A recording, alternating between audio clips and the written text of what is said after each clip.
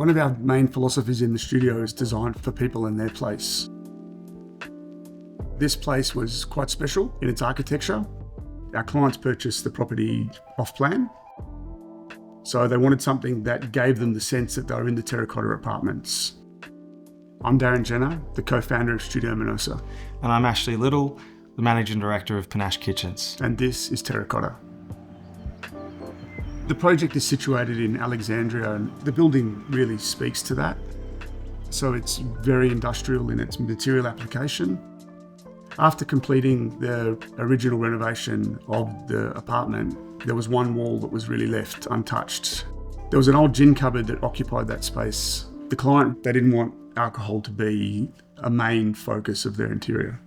So we really wanted this to sort of disappear into the language of the architecture rather than be a real standout piece. The brief that we got for the project, it was hard to wrap our head around what we were actually looking at. There was a lot behind a single door. The whole purpose of this bar was to make it look invisible. But when you do open that door and you get that reveal and you see all the different materials that we used, all the different choices and the painstaking hours that were put into making sure that it all just functions and works, you really can't beat that moment as a manufacturer, to see all that come together and look beautiful and cohesive.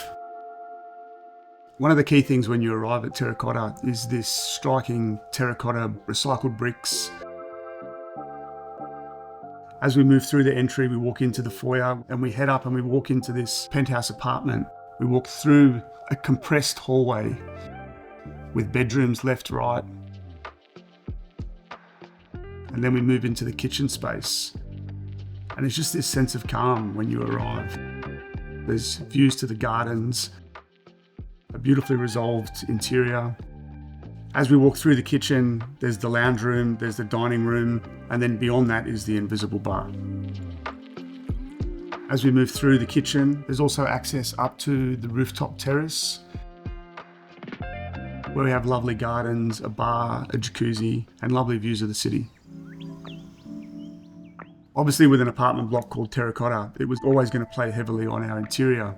So we really wanted to bring in the brickwork, the terracotta blocks, the introduction of the terracotta pendant light.